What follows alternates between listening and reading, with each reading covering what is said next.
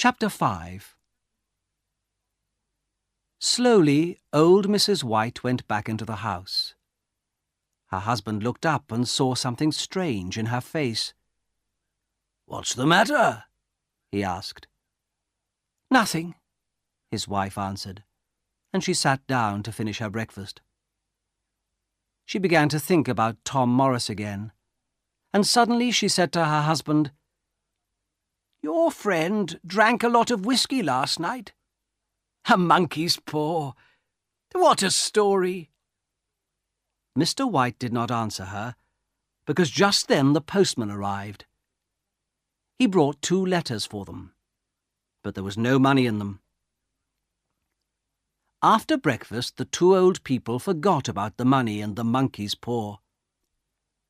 Later in the day, at about 1 o'clock, Mr. and Mrs. White sat down to eat, and then they began to talk about money again. They did not have very much money, so they often needed to talk about it. "That's £30,000, Mrs. White said. "We need it." "But it didn't come this morning," her husband answered. "Let's forget it." Then he said, "But that thing moved. The monkey's paw moved in my hand. Tom's story was true. You drank a lot of whiskey last night. Perhaps the paw didn't move," Mrs. White answered. "It moved!" Mr. White cried angrily.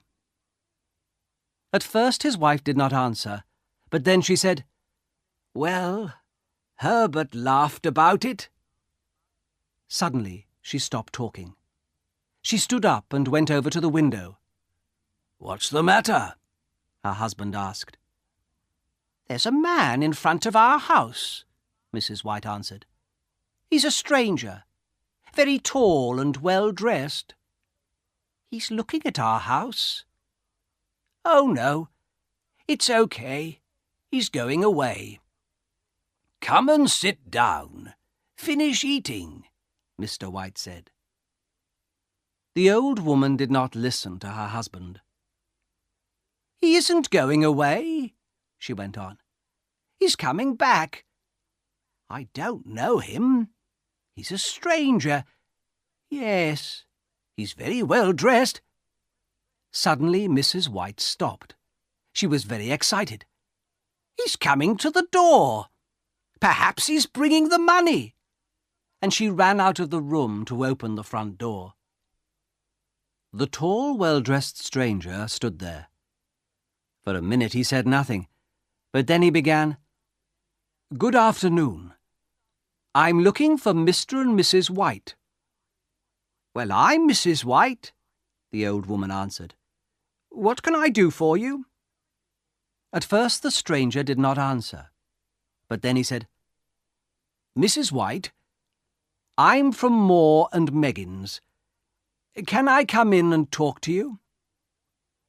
Moore and Meggins had a big factory, and Herbert White worked there on the machinery. "Yes, of course," Mrs. White answered. "Please come in." The well-dressed stranger came into the little living room, and Mr. White stood up. "Are you Mr. White?"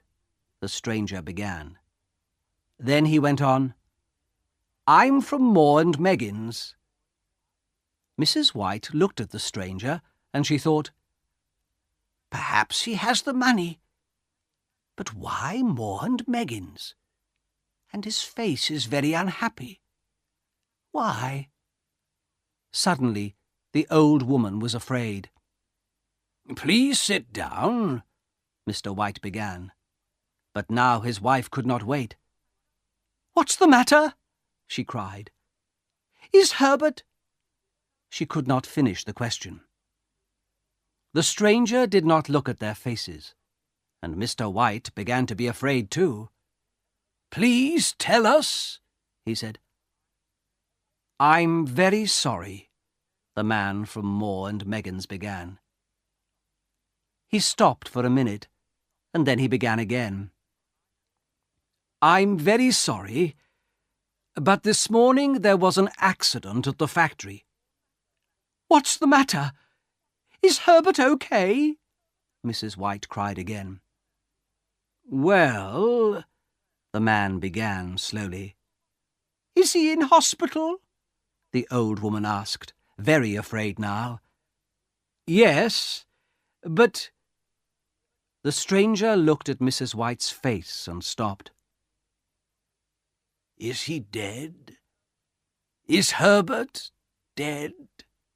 Mr. White asked quietly. "Dead?" Mrs. White cried. "Oh, no! Please! Not dead! Not Herbert! Not our son!" Suddenly the old woman stopped because she saw the stranger's face. Then the two old people knew. Their son was dead. Old Mrs. White began to cry quietly, and Mr. White put his arm round her. Some time later the man from Moore and Meggins said, "It was the machinery. An accident. Herbert called help. The men heard him and ran to him quickly, but they could do nothing. The next minute he was in the machinery. I'm very, very sorry," he finished. For a minute or two the room was quiet. At last Mrs. White said, "Our son, dead. We're never going to see him again. What are we going to do without him?" Her husband said, "He was our son. We loved him." Then Mrs. White asked the stranger, "Can we see him? Can we see our son? Please take me to him. I want to see my son." But the stranger answered quickly. "No," he said. "It's better not to see him. They couldn't stop the machinery quickly. He was in there for a long time, and at first they couldn't get him out. He was—" The man stopped. Then he said, "Don't go to see him." The stranger went over to the window because he did not want to see the faces of the two old people. He said nothing, but he stood there for some time and he waited.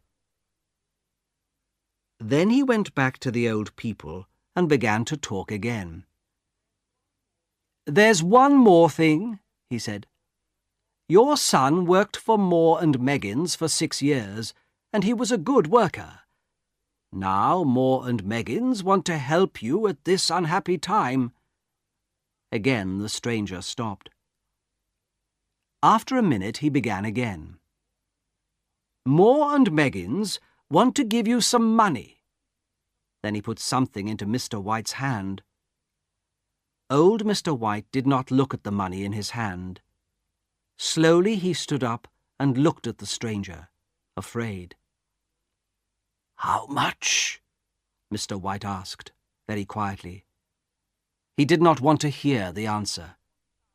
30,000 pounds, the stranger said.